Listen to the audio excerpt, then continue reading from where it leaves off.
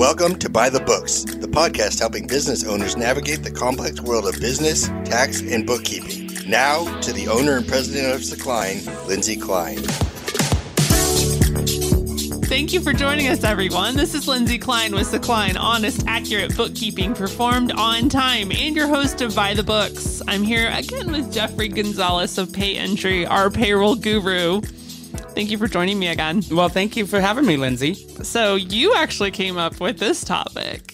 I did. And this is a topic that I am very passionate about. So I'm pretty excited to talk about it. So it kind of was a diversion a little bit, but sort of related to what we talked about last time, which all came up when I started ranting about what had just happened to me about people breaking commitments. Yeah. And it sort of morphed into this conversation about emotional intelligence. Yeah. Which, as we're talking about it, I then learned you created an entire curriculum. I did. To teach this to people. I did. Of course you did, Jeffrey. Of course you did. So talk about that. What did you do? Well, so at one of my positions, I worked for a nationwide payroll company, like we've talked about before. And when in my leadership role, there was obviously always a need to train people up so that they can be the next leader, right? Any good leader should be trying to find their replacement. Absolutely. And so I realized very quickly that was my favorite part of my job. By far, was helping mentor people, specifically in leadership development. And so I made this program. Me and my manager at the time, we made this program, and it ended up getting used, and it turned into a really, really good thing for the company. But the bulk of the class that we designed focused on EQ in one way or another. So it was a 6-week course, and 2 of those weeks were about EQ. Question. Emotional intelligence. Yes. It never made sense to me why it's called EQ. So it's EQ, emotional intelligence, versus IQ. So, but it should be EI. So people do call it EI. I like EQ and IQ. I think that's just personal preference. But wherever you look, you'll see references to EQ and EI. Well, I hear it called EQ a lot, but I never understood why. It's emotional intelligence versus IQ. Okay. Which is, being book smart. I guess. I see. And you've heard people talk about that. EQ has many different names. You've heard probably people calling it street smarts or people soft skills? Yeah, huh? Is it soft skills? Soft skills. Okay. That's what it is. So emotional intelligence. The way I describe it, and this is definitely not the official way, but I say emotional intelligence is the way that is you understanding that the way your thoughts and feelings impact the way you act, which therefore impacts other people's thoughts and feelings, which therefore impacts the way they act. And it's just this long revolving process. And it all starts with you. Okay. And how you act. All right. Yeah. I can buy that. Yeah. Okay. So in this curriculum that you built, what was the primary objective? To get people to understand how other people work or how they themselves work, or both? EQ is all about how you work and how you handle things. Now, it is important to understand how to respond to other people, but that starts with working on yourself and getting your own level of emotional intelligence raised. Is that something that people can actually learn? Or absolutely. Is it? Oh, yeah, absolutely. Yeah. In fact, I think that it's all learned. Really? It's all learned. And so, there is an argument out there. Like, some people may be better at picking it up naturally. Because they notice things or they're good at seeing cues. Well, even personality could play into this, right? Even personality. It does. I mean, that's what a lot of people would call personality, right? So what makes good emotional intelligence? I mean, so what does it mean to you? I'm trying to think. What does it mean to me? I would say somebody that picks up social cues, right? So they can see and read when somebody is bored, happy, sad, right? They're reading the room, reading the emotions, picking up cues, understanding different personality types, and how different things are not going to jive in different situations, right? Understanding when things are kosher and when they're not, that kind of stuff. I guess that's how I see it. But that's not stuff you're born with. Those things you just mentioned. I think some of it is, though. I think some people are better at it, but anybody can learn how to read social cues, right? Like if somebody's yawning, you might not pick up that person might be bored. But if somebody brings that to your attention, you might start thinking about that every time. Oh, I'm obviously losing this person. So it definitely can be taught. In our last episode, we had talked about getting stuck in a meeting, right? Where the person's droning on and you can't find any inlet to interject and say, I need to go, right? Yeah. You're stuck. Yeah. Okay, so to me, that would be a lack of emotional intelligence. But probably most people lacking emotional intelligence that are in that conversation with me would never be able to pick up that I'm bored. Because you have high emotional intelligence. I can act like I am fascinated. But I think that when at the point in which they are droning on and making you cry from boredom. So some of it is not based on, hey, when this person yawns. Yeah, they're past the point of when they're talking to someone with emotional intelligence. Yeah, they have to know themselves. Exactly. Yes. So they're way past the point of low emotional intelligence by droning on. Somebody with high emotional intelligence, which you are, which is why you're stuck listening. Somebody with high EQ would sit back and listen. That's what you do. And it's a give and take. Let me tell you a little bit about me. You tell you a little about you. That's a conversation. And that is emotional intelligence and can absolutely be taught. I think if you even took it to a more advanced level, it even goes beyond that in finding a way to have chemistry. Yeah. Yes. And people with high emotional intelligence can find a way to have chemistry with almost anybody. And that's the point, is that you can relate with anybody. Because people, I mean, when it comes down to it, we're all the same. Like, we all have different experiences and we all experience things emotionally differently than each other. But we all have the same wants, needs, and desires, at least in its core. Everybody wants to be heard. Okay. Everybody wants somebody to listen to them. Okay. I've yet to find somebody who doesn't. Touché. Right? Our favorite topic is ourselves. Exactly. And somebody with high intelligence, I mean, that's what I do. Right? Like, that's literally what I do, is tell me about yourself. Like, I honestly want to know about you. And so I think that makes a big difference. I hate that question. Why? Now I'm going to school you a little bit. Okay. So that question can make a lot of people uncomfortable. Tell me about yourself. Yes. Okay. For real. Because now all of a sudden you feel like there's a spotlight and you're kind of like got that moment of anxiety, right? Like, oh, what do I come up with? What do I say, right? Yeah. It's a terrible approach. Not everybody feels that. Not everyone feels that, but that is, in my opinion, not a good approach. But somebody with high emotional intelligence will see that. Derive the information naturally. Exactly. Don't put someone on the spot by saying, tell me about yourself. And if you see somebody struggling, jump in. Like, oh, I mean, tell me about your job history. Like, what have you been doing? How did you get to where you are today? Or just whatever. Like, you can drive. You definitely should just leave it open. I like the covert approach. Which right? is what? Over the natural course of conversation, things come out. Yeah. Right? Yeah. As you're telling stories, going back and forth, not direct questions like that. It needs to be back and forth, though. Oh, I agree. Yeah. I agree completely. Yeah. Do I do that? Yeah. Okay. Yeah. Okay. No, but we're talking about with somebody with low emotional intelligence just droning on. Oh, I agree. Right? In that meeting. Definitely not good. Yeah. But I'm talking about approaches and finding out about people and getting them to talk about themselves without actually asking, tell me about yourself. Which is an art. Have you always been good at that? I don't know. Maybe. I mean, you have been as long as I've known you, but I think that can, I know that can be taught. Absolutely. So yes, to me is next level. Whenever you can do things, when you can find the chemistry and a flow in a conversation, because conversation is an art. It is. When you can find that flow and it's not direct, like interrogation. So, what do you do?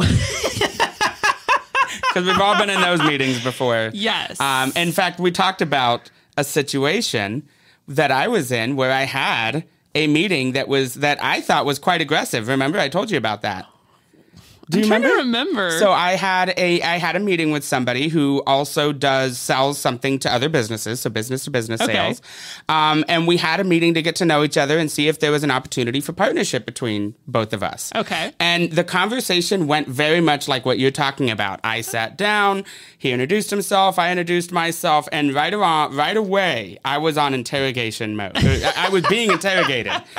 And it was very much like exactly what you're saying. Well, what do you do? And how do you do it? And where did you get there? And it was just so very, very aggressive the whole way it played out that I told you I almost ended the meeting. Oh, I almost said, I'm done with this meeting. This now. Yeah. Whenever you said that, I was like, wow, it takes a lot to get you upset. It does. I was not happy. I was not having it. And I had a very poor conversation with this person. And not that anything that they were saying was wrong. It was just, I knew that at that moment, if I ever gave this person a referral, that my clients would have the same experience. And I did not want them to go through that. No, absolutely not. Yeah, exactly. So I knew right then that I was never going to refer this person. Exactly. Yeah. It reminds me of something that happened to me yesterday, actually. What happened? So I went to get my thyroid checked. Okay. From this place that specializes in thyroids. I don't know if you've ever noticed, but the side of my thyroid, it protrudes. Oh, I haven't noticed. Now you're never going to not notice, right? I always see it in the video. I'm like, oh, there's my thyroid. Because it like bulges out on this side. But anyway, so I've had this issue for years. Okay. And taken different approaches. Traditional doctor just wants to take it out. Oh, really? Put me on medicine the rest of my life. I don't want to do that. So I'm trying to try some other approaches to fixing this issue. Good. Anyway, so I'm at this place, first time being there. They only do thyroids. And this lady starts interrogating me about my level of seriousness with dealing with this. Okay. Like, she wanted to know that this was like my top priority was fixing my thyroid. Okay. And they had asked a question on the paperwork, on the questionnaire about, I can't remember how it was worded, but something about like, how worried are you? You know, something along those lines about this issue. Okay, yeah. And I had circled 6. Out of 10. I mean, you know, I want to get, out of 10. I want to get it fixed, but I've had this issue for many years now. It's not debilitating. Like, it does not stop me from going about my day. Yeah. You know, I get it probably contributes to my weight gain and tiredness and all of that stuff, but at the end of the day, it's not life altering for me day to day. You can still keep going. I can still keep going. Yeah. So I said 6. And she seemed to be insulted that I would even waste her time by circling only a 6. It was almost like, why are you even here? Really? So she's like, you know, I just want to make sure that this is going to be a good fit and that you're actually taking this seriously and that you're going to do what it takes. And I was like, okay. I said, I'm. It's not that I'm unwilling to do what it takes. It's just there's certain things I'm not willing to do. Like, I'm not going to go do surgery and get on pharmaceuticals the rest of my life. I'm not doing that. So it just, like, we're talking intangibles at this point. I don't know what it is you want me to do. So I can't say for certain that, yes, I'm willing to do it. Exactly. So it's not that I'm unwilling. I just don't know what you want me to do yet. And so I'm speaking in those terms. It's just like, okay, so she tries a different approach. And it's like, tell me where you want to be in the next 5 years. Okay. Like, okay. I'm like, well, I'm changing my diet. I've been doing keto this year since this summer. You know, I've been working out. Jeffrey, I'm going to get on a side tangent now. And you already know this, but I started Pilates. Yeah. I actually really enjoy Pilates. You were telling me. Really enjoying it. Yeah. And I was shocked because I actually said fun and exercise in the same sentence. Yeah. And I'm still recovering from the shock. Okay. Really enjoying it. So a couple of days ago, I'm in a class and I'm like, shoot, this is fun. I'll take another one. So I take 2 back to back. Right? And this is the beauty of Pilates. You don't even realize... you realize you're working out, obviously, but it's fun, it's enjoyable, and it's not strenuous. You're not, like, sweating, right? Got it. It's low intensity, a lot of stretching, and you're on these cool, like, machines, you know? You're pulling yourself on the little pulley things. It's fun. Anyway, So I thought it would be a great idea to take 2 back to back. I can't walk now. Oh. For 2 days. I've noticed. Yeah, no, you've been seeing me get up like an old woman, like holding my back. Oh my gosh. Yeah. It's painful. It hurts a lot. That means it's working. We'll go with that. We'll go with that. Anyway, that was my side tangent. So I'm telling this lady, I'm starting to exercise now, trying to make that a regular part of my daily life and, get healthier, right? So my goal would be in 5 years that I'm at a healthy weight, I'm at a healthy fitness level. This was not good enough for her. Really? She tells me, I don't hear anything about your thyroid.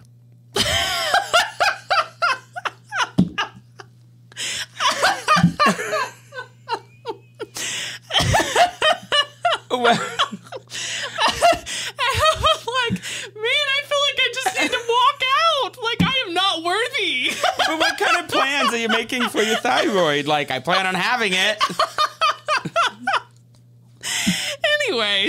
Anyway, your description of that meeting just kind of reminded me of my experience yesterday. and it's awkward, right? It's yes. And maybe in that doctor's line of work it works because they're a doctor. They're not like going out and finding you. You went to them, right? Like that's how the doctor-patient relationship works. Maybe not have been your favorite experience with the doctor, but especially depending on what kind of position you're doing. But like if that's how she is with her employees, that might be a problem, that right? Could definitely be so a problem. doctor-patient relationships, not the best, but you can get away with it. But doctor-employee relationship, I'd like to see how that's going. Yeah, I would not want to work for her. I'll just say this. But this is my point. Exactly. And so and I think that all of that comes down to low emotional intelligence. Is that what it is? I honestly do. And there's a lot of things that I believe are emotional intelligence that don't necessarily fit the mold. But, I think keeping your commitments is a sign of emotional intelligence. Even though you're not there communicating in person, you are communicating. Yes. Even when you're not communicating. Because if you don't show up to a meeting, what have you communicated? Right. That I don't care about you. Right. I don't care about you at all. I'm moving on with my life. So. Oh, I got this. You're communicating that my time is more valuable than your time. Yep. You are not important. You're not valuable. Your time's not valuable. Yeah. And I think that's all emotional intelligence. And so it really does impact every day. And so I know that right now we're focusing on how emotional intelligence impacts you in the business world or as a leader, but it impacts you at home too. Like emotional intelligence is in every relationship that you have. And I'm sure that you probably have a great story of something. I love how you're leading me into I'm leading you in. I'm pushing you over. I'm sure you have a great story about low emotional intelligence. So me and Jeffrey met, I don't know, a few days ago, I guess. And I told him that one of my pet peeves, and which turned into a rant, which then turned into an episode about emotional intelligence. And this is how you and I are yin and yang, because you're just so like easygoing. Things don't really bother you for the most part. And I'm the one that like, I got a pet peeve and then I got to rant about it. And then I got to make a podcast episode about it. Like, I don't let it go. Yeah, it sticks. It sticks for a minute. So the story that Jeffrey is hoping I will tell. It's a great story. One of my pet peeves. Okay, if anyone knows me at all, which Jeffrey does, I love my iced tea, which I'm holding up right now. My QT iced tea, which it comes with me everywhere. And that's a gallon, right? So this sucker, if anybody's watching the video right now, I mean, how many ounces do you think this is? It's many. This is their extra large cup. I don't know how many it is, but it's a lot. It's probably 64 ounces. I'm not really sure. I don't know. Isn't 64 how many ounces there are in a gallon? Okay, then maybe not that many. Okay. Clearly, I'm not good at this. No, but it's definitely over 40. Because that's bigger than the Sonic cups, the Route 44, which is 44 ounces. Okay. So it might be 60. It might be a gallon. Yeah, I don't know. I don't know for sure. No, that's a half a gallon. So clearly, I think a gallon is 120 Jeffrey ounces, and I did not do good in science class. We did not. Anyway, it's a big cup, right? And I can go to QT And get this, I paid $1.72 for this. And this for a new cup. If you come in with a cup you already have and you get a refill, you get 50 cents off. So I can get however many ounces this is. Let's just say it's 60. Yeah. For $1.25 if I bring my own cup. Yeah. Okay? Yeah. And anyway, so I go into, Frida just looked it up. 52 ounces. That's a lot. That's a lot. That's many ounces of tea. 52 ounces. 52 ounces of tea. And Jeffrey, I can go through multiple. You fill it up more than once, yeah. You know, when I drive down to San Antonio and Austin, I have to plan my bathroom. I was going to say, there's got to be a lot of pit stops on the way. Because I will drink one, and I got to make sure there is a bathroom readily available, because there is some strips of that highway where there is nothing. Well, and random traffic for no reason. So yes. Sometimes it takes a lot longer. Yes. Okay, so I have learned I really got to be conscientious about this. Anyway, so I'm big on the iced tea. Mm-hmm. So Mooyah burger and fries. Yeah. Love them. You know this because we had to meet there one time and I had to rave about. So love Mooyah. They have a keto burger. The best keto burger I've had anywhere, right? Lettuce wrapped, delicious, fantastic. I want to go there so often, and my kids, every time I mention it, are like, again? You know, and they like it too, but like I go overboard They're with over it. it now, They're though. like, Yeah. you know, we've gone there 3 times today, Mom. It's like, okay, it's not quite that bad, but you know what I'm saying. I do. A lot. Yeah. Okay. So one thing I don't like about Mooyah, though. Okay, Mooyah's cup, their large cup, it's maybe 2/3 of this. Okay. But they charge $3.79 for it. But so it's a huge markup. Huge markup. They can go to QT's and still make a profit. Yes, exactly. All right, but I pay it. I get the large. I pay the $3.79 to get the tea, and their tea is decent. Yeah. All right.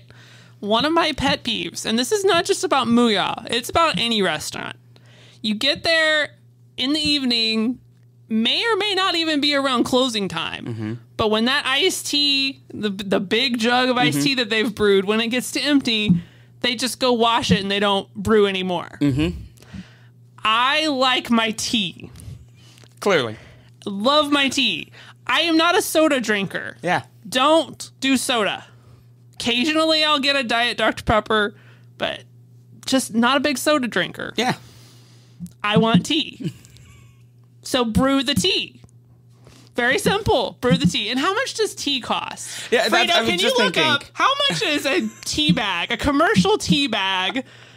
Like, how much does that cost, do you think? What are your estimated guesses here on... I mean, I can buy a whole box of tea for like... I would say $4 $4 or $4? less. Like $4 for a nice tea. Okay. So for one commercial bag, because they are bigger, right? If you do a commercial jug... Well, but this $4 cup makes how many gallons? We're talking several. Probably 10. Okay. So maybe $2, $3 for a commercial-sized bag of tea to make a 4-gallon container. Let's even say $5. $5. Let's go ridiculous and say it costs $5 for that bag of tea. Okay.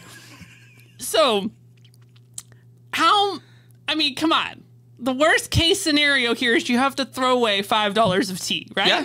That's our worst case scenario here. Worst case scenario. So it just bugs the crap out of me when, especially if it's not even near closing time, right? If it's like 7 in the evening and they've just decided they're not making any more tea. Yeah. I get it. It's a pain. It's, wasteful. I get it. Just brew the tea. Make me my tea. Especially if you're going to charge me $3.79. For a cup. Yeah. So last week we go to Mooyah, the family.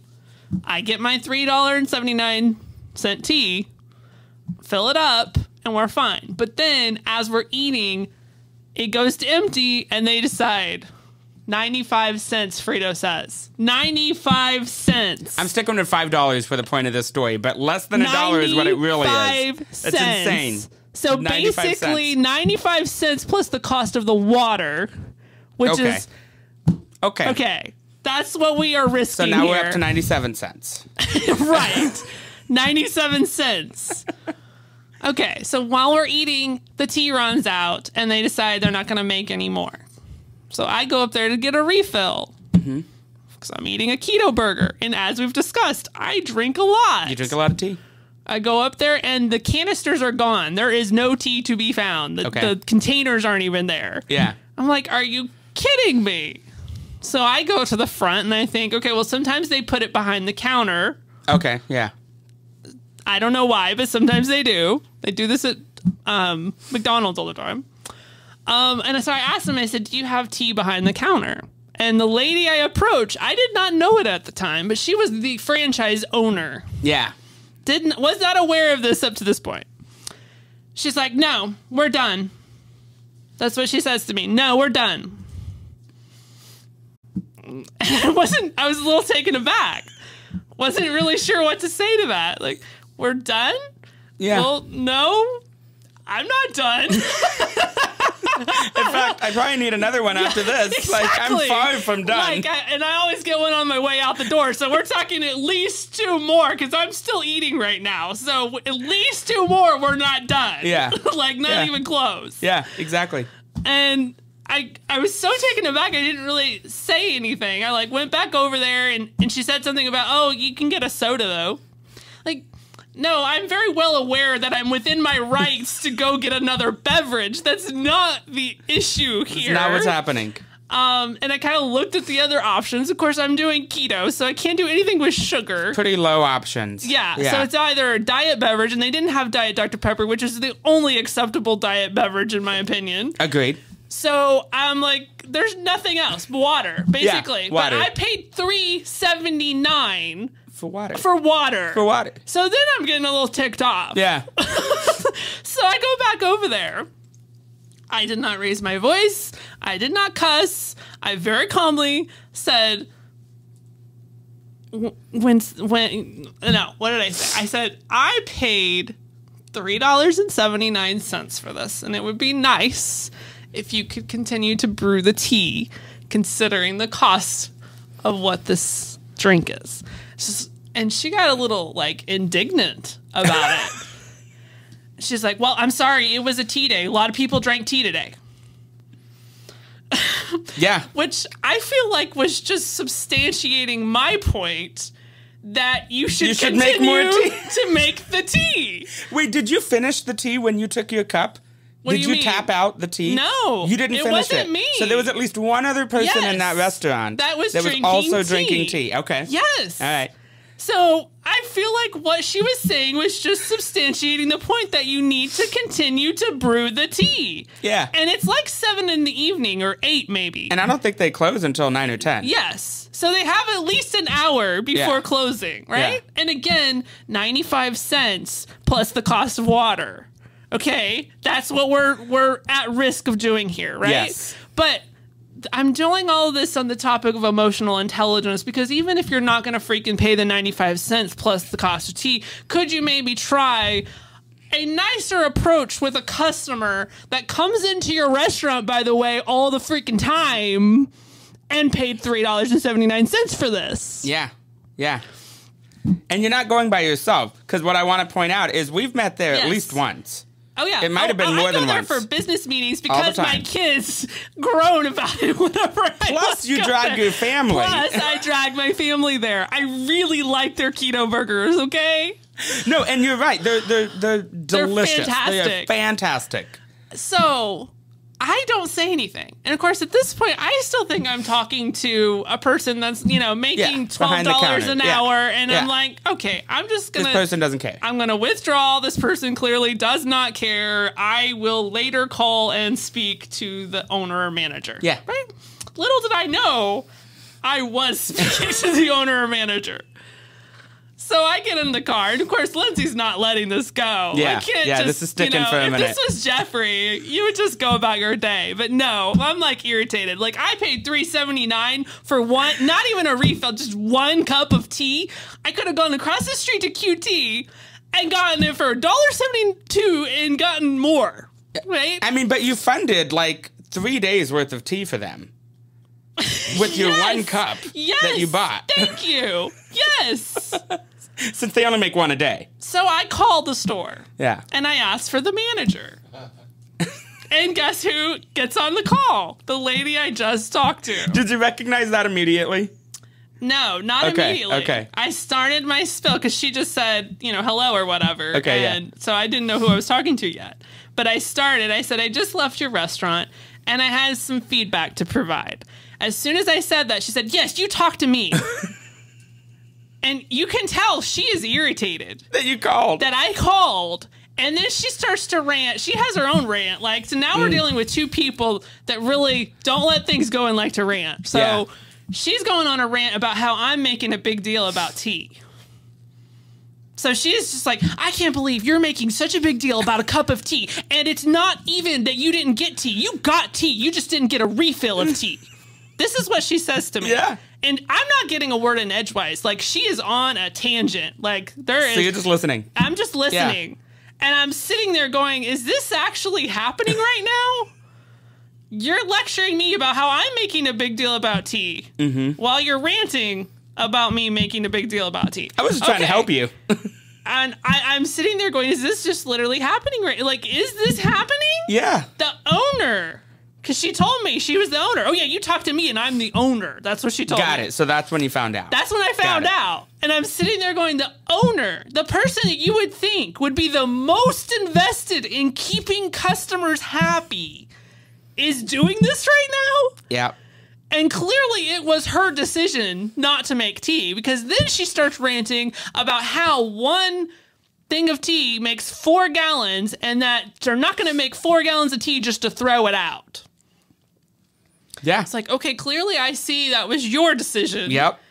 Because that 95 cents of wasted tea is a big deal. It's a big deal. Yeah. What they could have done was made the 4 gallons and sent the other 3 gallons home with you after you were done. I would have. You would have been the happiest person ever. Yeah. I would have. And I would have gladly taken it. Yeah. You know what I'm saying? So here is where I think emotional intelligence would come into play here.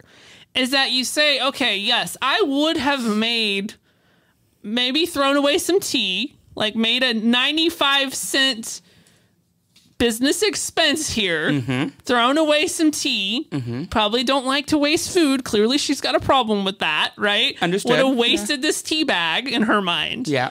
But I have this customer here that spends a lot of money and has already spent $3.79 for this. And that by me making this 4 gallons of tea, I would send away a happy customer, especially given I made it specifically and especially for her, right? Is that emotional intelligence? That absolutely is emotional intelligence. Okay. Right? Yeah. Rather than what actually happened, which is when she finally gave me a word in edgewise, which, by the way, every time I tried to talk, she would override me and interrupt, which is another emotional intelligence, right? Very much so. To the point where I finally said, okay, just let me know when it's my turn to talk. Which is my favorite comment ever. Yes. And of course that shuts him up right away, right? Every time. Right? At least for a moment. Exactly. So as soon as she's like, okay, fine.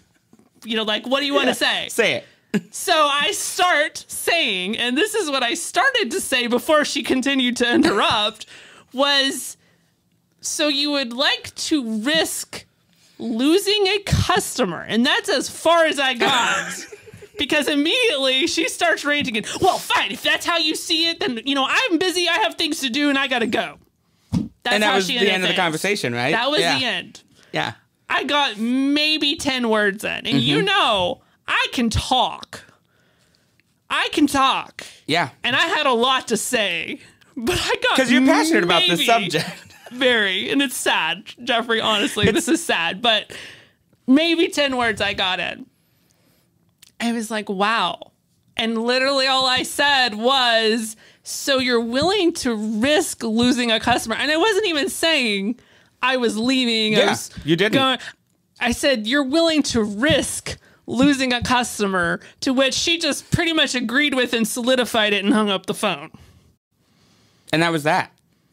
So then, because Lindsay still can't let it go, Lindsay writes a review on Google, copy pastes it and writes it on their corporate website about my experience, which basically the tea became a much more minute issue than the attitude. Yeah.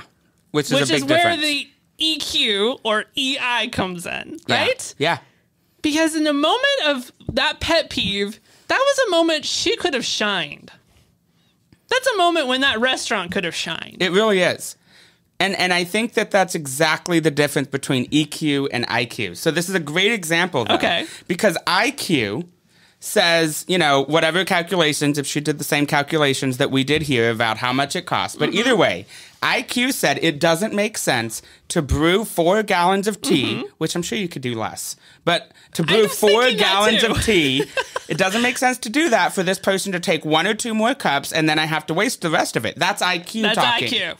EQ should have jumped in and said, oh, this is 95 cents. Right. I see Lindsay here I'm surprised you aren't on a first name basis, but I see Lindsay here all the time, even if she didn't, even if that was your only time going there. Exactly. It doesn't matter because that emotional intelligence should have kicked in and said, you know, I need to take care of this person. If I make this tea for this person, they are always going to love us. Yes. Even though you already did. Yes.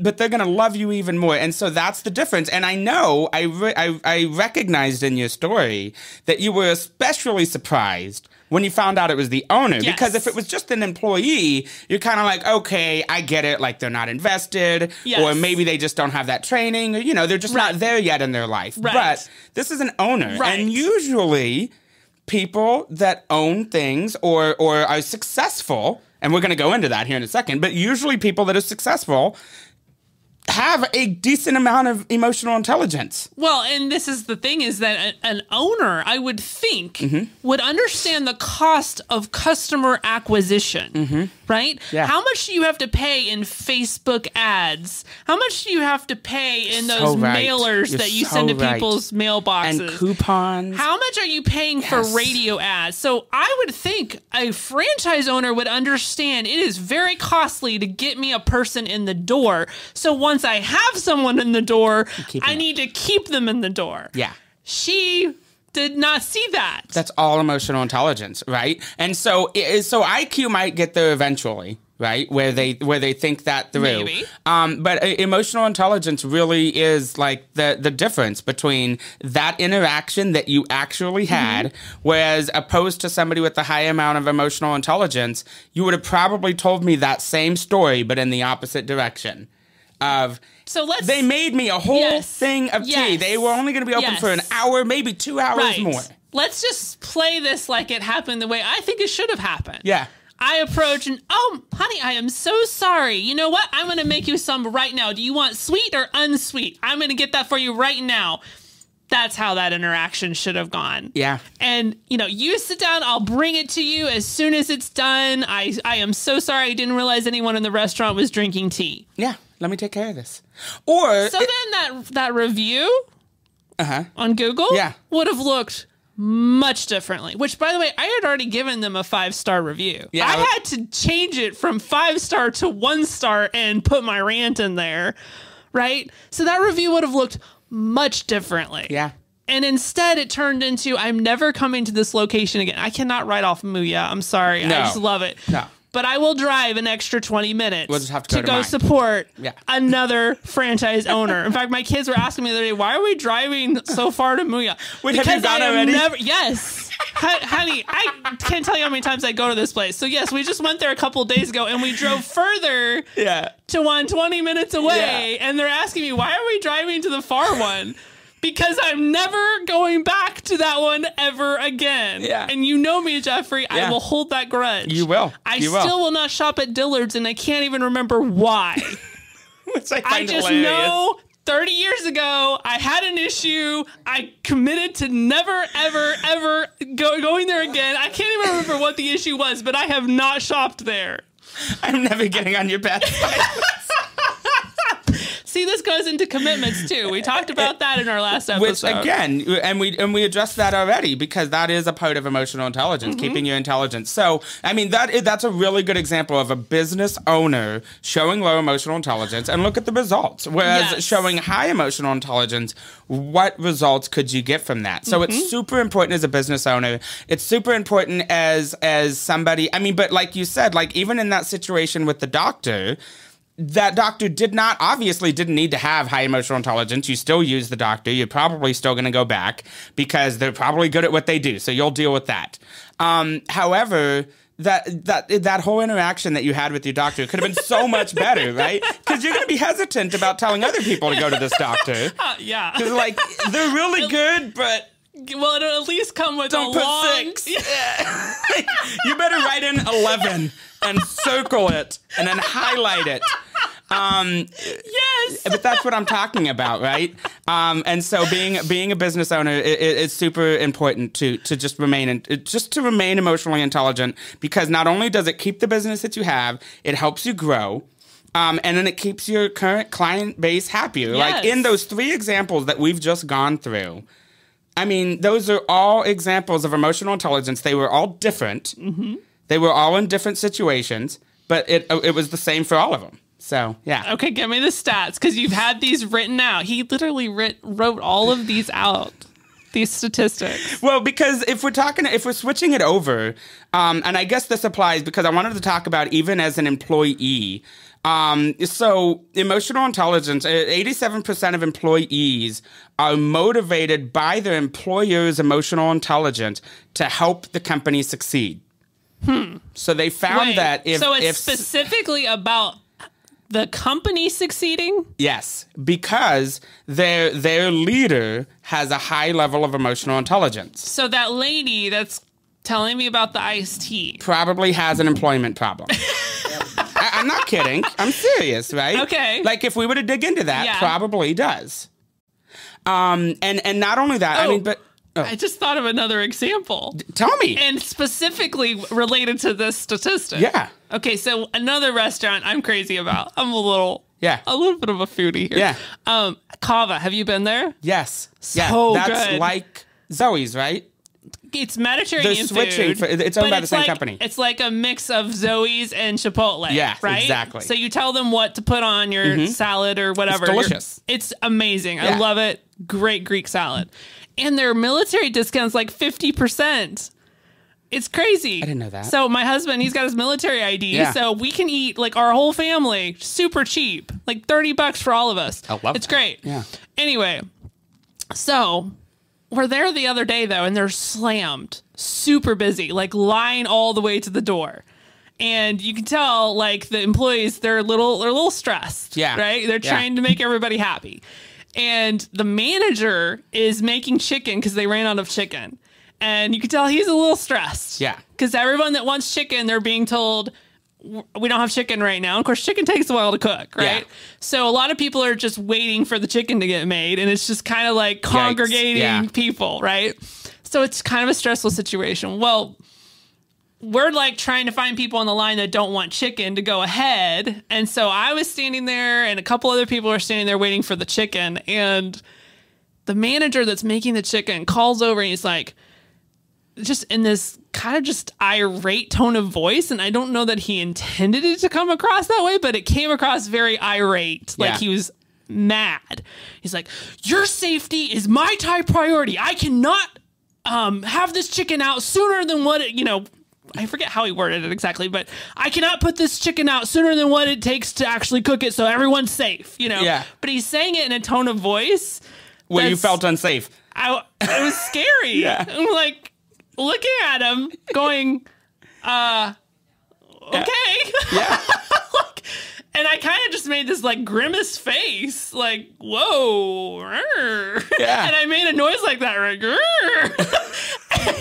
And a couple of the employees that were standing at the line making food, they're like starting to apologize for him. And they were like, oh, yeah, sorry. He's just, they're like trying to like smooth it over. Yeah.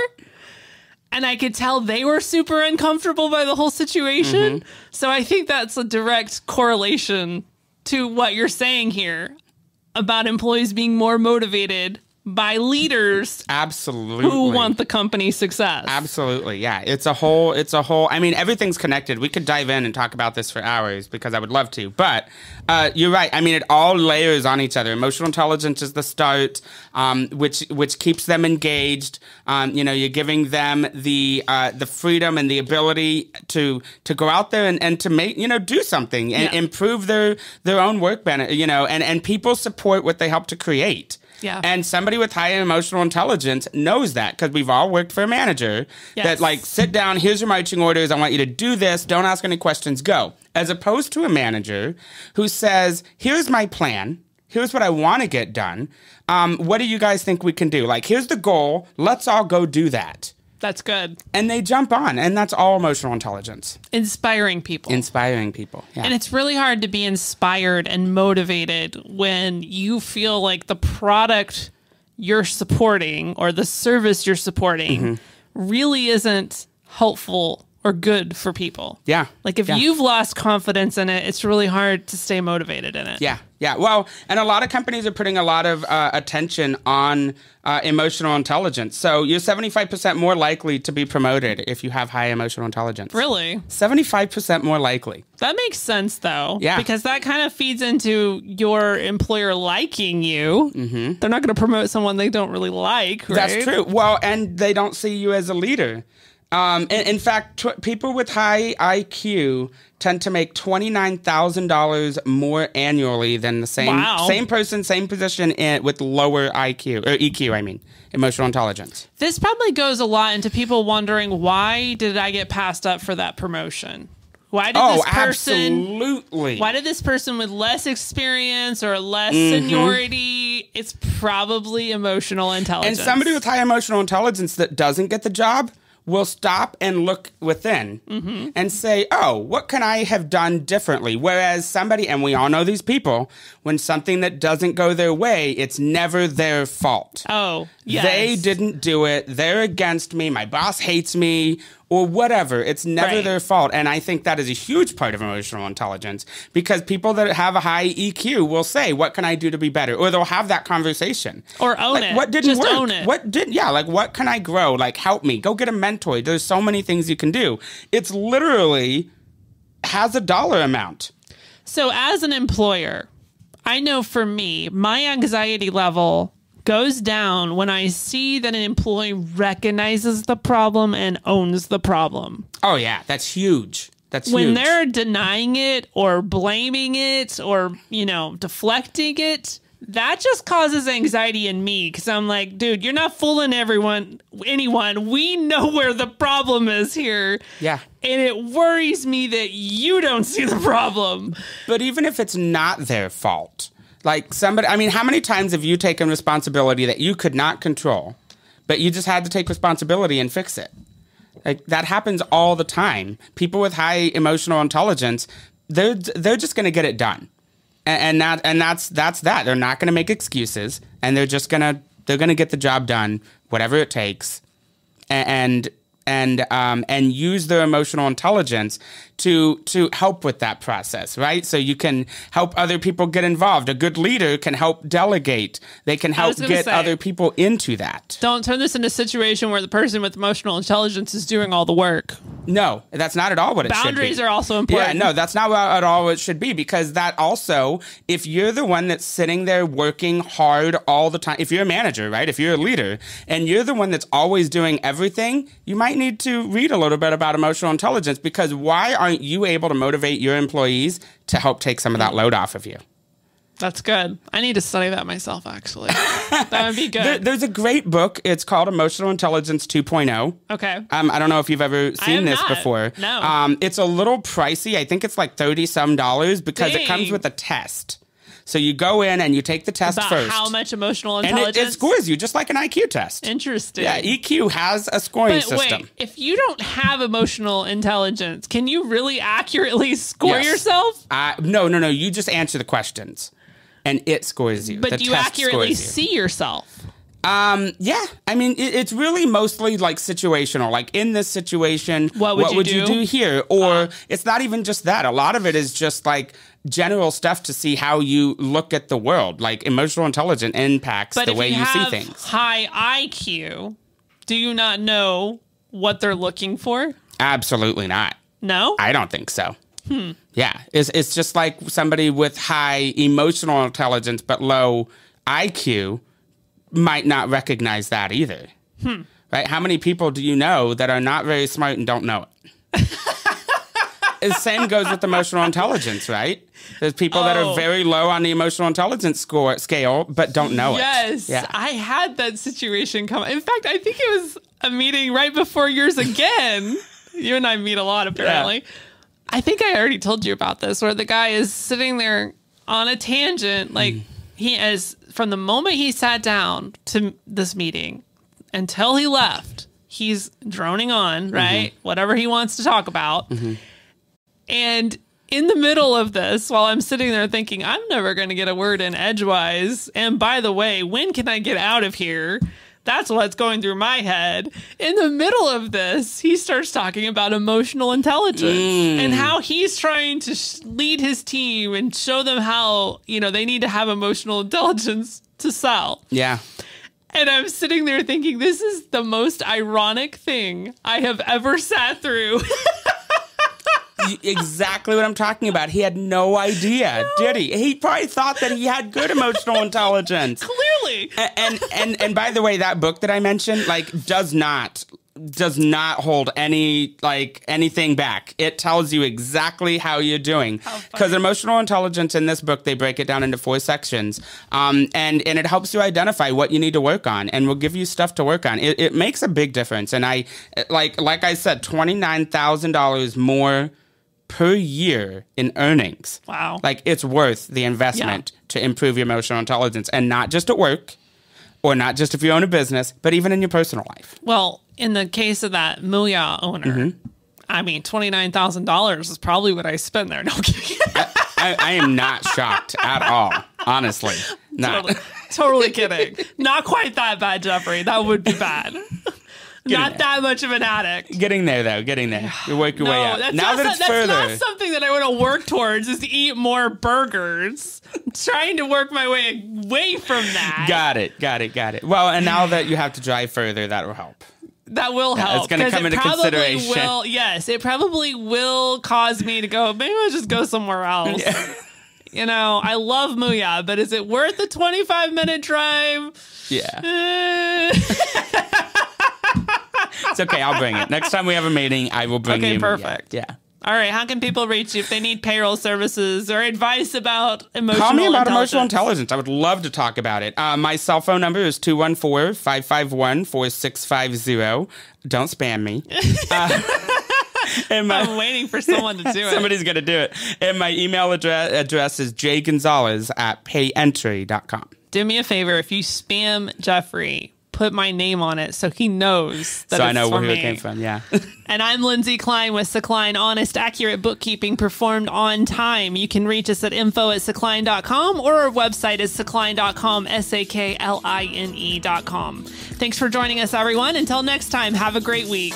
By the Books is presented by Sakline, honest, accurate bookkeeping performed on time. For more information on Sakline services, or to get a hold of Lindsay, visit sakline.com or email info@sakline.com.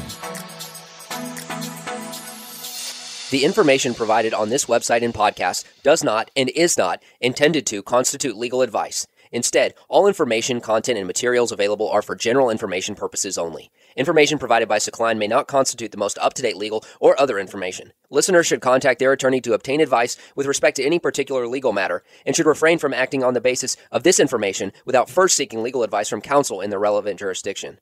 Only your individual attorney can provide assurances that the information contained herein and your interpretation of it is applicable or appropriate to your particular situation.